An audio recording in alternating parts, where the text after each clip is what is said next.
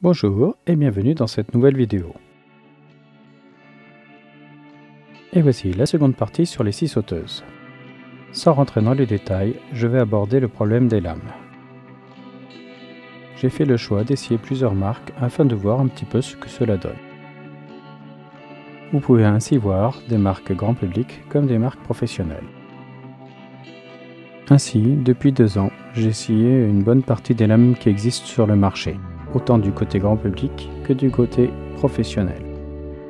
Et si du côté pro, Villepus comme Festool font de bonnes choses, Bosch, dans les grandes surfaces de bricolage, donne aussi de très bons résultats. Et je pourrais faire une petite parenthèse avec CMT Orange, qui fait aussi depuis peu des lames de scie sauteuse.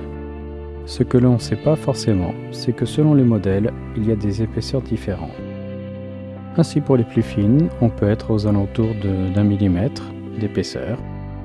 Et ensuite, on va aller jusqu'à 1 mm 20, 1 mm 40, voire 1 mm 80 pour les plus épaisses.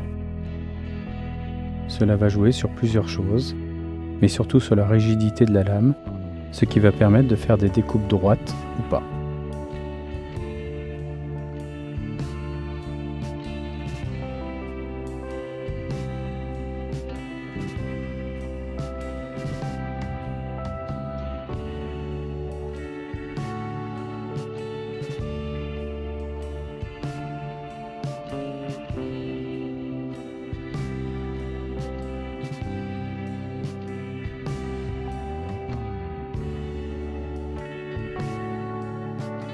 Et dans le panaché que je vous présente, nous pouvons voir des lames faites pour le chantournage, ainsi que des lames faites pour des découpes plutôt droites.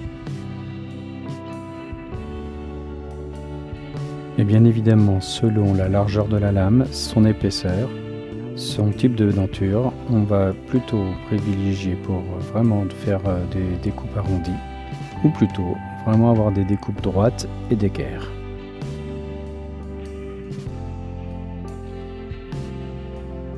Mais tout cela, nous le verrons un petit peu plus tard dans les prochaines vidéos. Et je vous dis à très bientôt pour la suite de ce tutoriel. Et je vous souhaite une bonne fin de journée. Ciao ciao!